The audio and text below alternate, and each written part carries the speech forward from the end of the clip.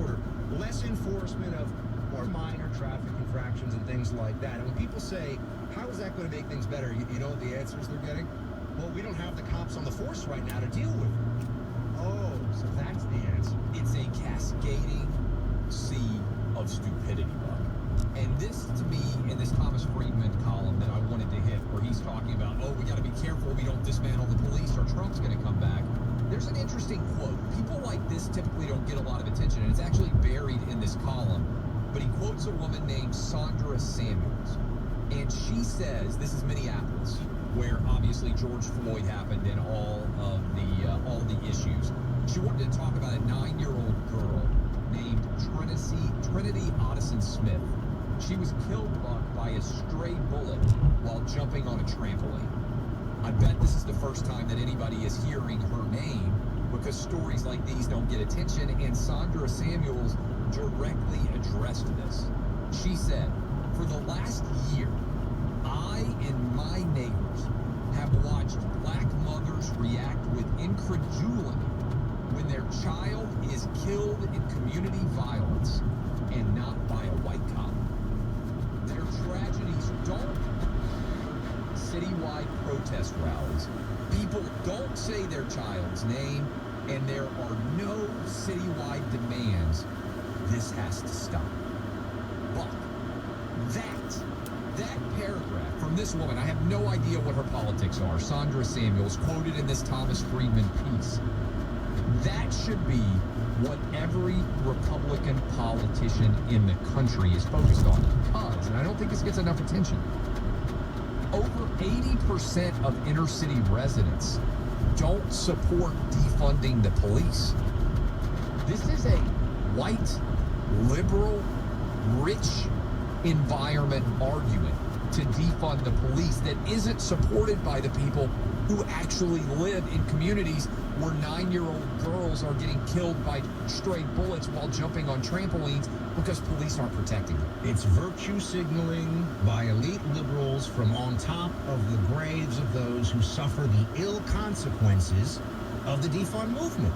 And people, whether we're talking about Pelosi or we discussed Maya Wiley, the New York City mayoral candidate who came in second place, by the way, who has private security for her neighborhood, they defund the police and disarm the police, which is, there's defund, disarm, abolish. Those are actually on the continuum of leftist anti-cop lunacy. That's the 1, 2, 3. And what we see here, as you point out, is an unwillingness to deal with where the real violence is happening in society, what communities are really affected by this, to take serious measures to address that. Although, to your point, and to the whole notion of dying of defund police as an idea, that may be changing now.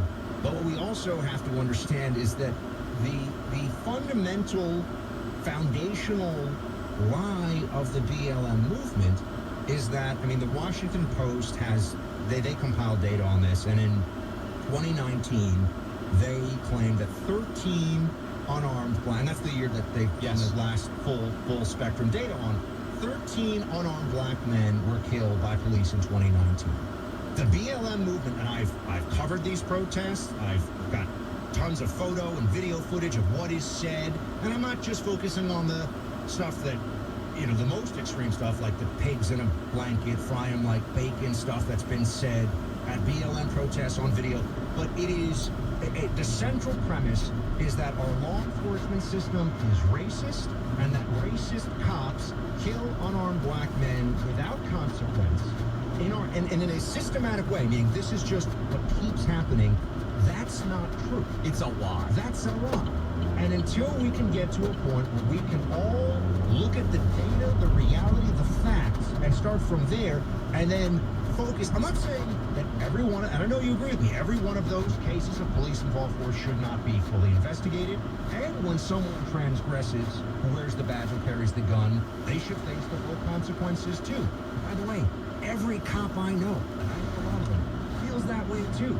Their job is made harder when somebody, they call them perps in uniform in the NYPD. They say sometimes, there are perpetrators in uniform. Anytime that happens, they know it makes their lives, their jobs harder. Also puts them at greater risk, by the way. Another statistic from the Washington Examiner is you've had a 40% increase in cops killed in 2021. Now, people that have just heard me talk about the number of unarmed black men, 13 killed in 2019, would say, Buck, you know, it's how many cops we're talking about. I'd say it's less than 100. But again, if we're looking at the trend, for every law enforcement officer who's killed in the line of duty, there are a whole lot more who are attacked, assaulted, spit on, have a more difficult, more violent interaction with the public, right? I mean, there's thinking about this like a pyramid. So when you have a substantial increase in what is admittedly a pretty small number in the grand scheme of things of law enforcement officers in a lethal force incident like that, you can assume that people think that they can get rougher with cops. And that's going to lead to more bad outcomes on both sides. More people shot who are unarmed and more law enforcement officers who are killed. And I'm sure you've seen there's some of these recent viral videos of exactly that happening. And they get far less attention to your point about that mother and how she's outraged about the focus gets to the point where it's almost dishonest. It's totally dishonest. And I think there's a lot in what you said. One stat that jumps out to me, I believe the most recent data is police officers are about, of all races, 18,000 times more likely to be killed by a black person than they are to kill an unarmed black person. Think about that. A police officer about 18,000 times as likely. I believe Heather McDonald's stats reading about that. You talked about police shootings, and I think this goes to the fundamental essence of the lie behind the Black Lives Matter movement. 75% of people who are shot and killed by police every single year are white, Hispanic, or Asian. 25% are black. I think the vast majority of Black Lives Matter protesters would have no idea that data is actually 100% true when you look at the statistical numbers. And then the larger context here, we have a society right now that is run by Anecdote.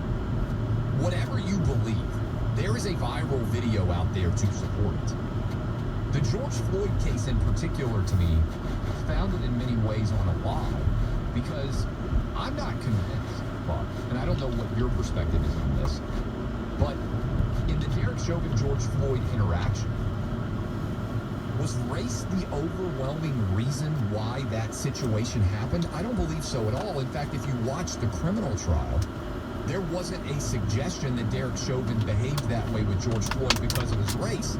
And I hate to go a time to kill on you again, but let's pretend that that same exact incident happens in Minneapolis, and the police officer who is on the ground is Asian, and the person that he is kneeling on is white.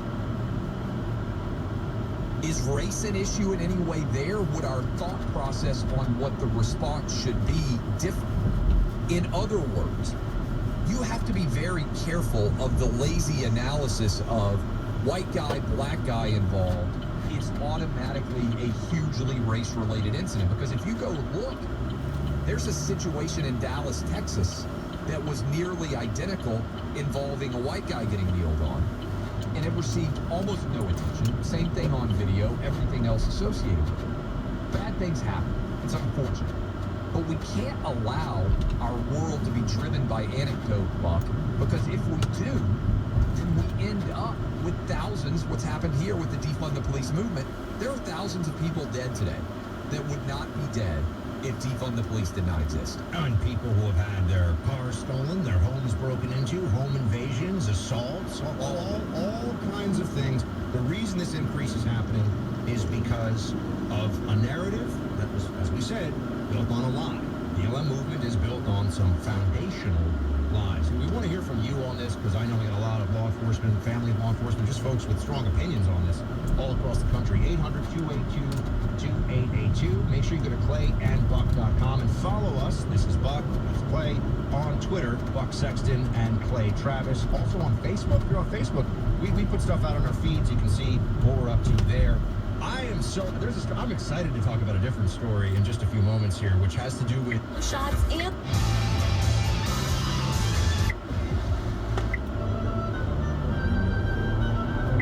it's not just Trump. It's not just Trump. Somebody else is going to be going down there. We'll get to that in just a few moments. But, if we've learned anything since 2020, one thing that's for sure, you need to have the most powerful immune system you possibly can. Over 20.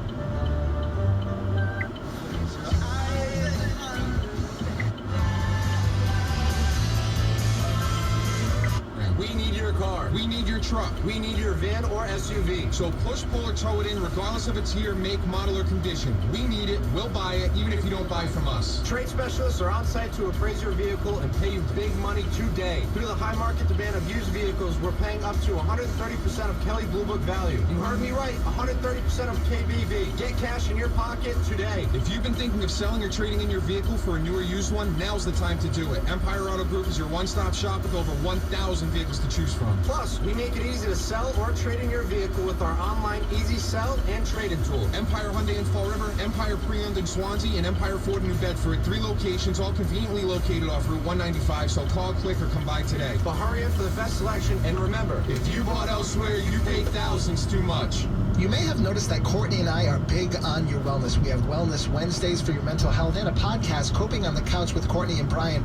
But not only your mental well-being, how about your physical well-being? And Squeezed.com and their juice cleanses takes care of you on both fronts. And it really is amazing how many people are checking in on the website at Squeezed.com. Lots of testimonials talking about the pounds they've lost, the inches they've lost, how they feel better, they have more energy. And also, this is a big one, they've been kicking those bad eating habits out the door. Yeah, they're getting back on track with eating a lot better and feeling their best. Sound good? Of course it does. Go to Squeezed.com and order your juice cleanse. Need a buyer for your home? Call 401-232-7661 or find out about the guaranteed sale today at NathanClarkTeam.com.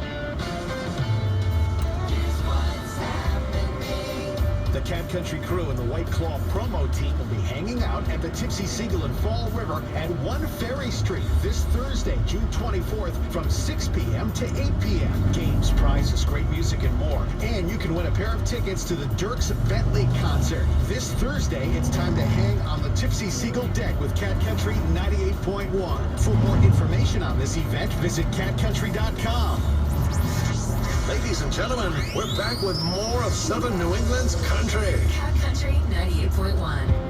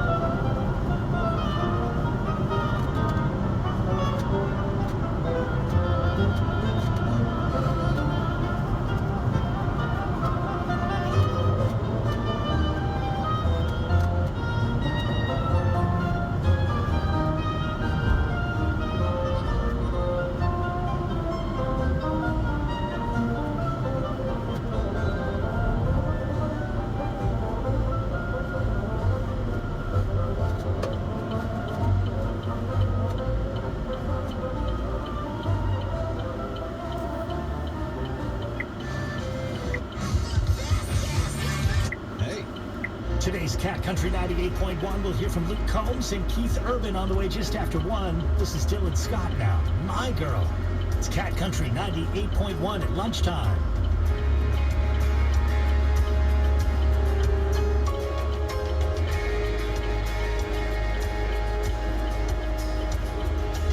So pretty when the makeup on.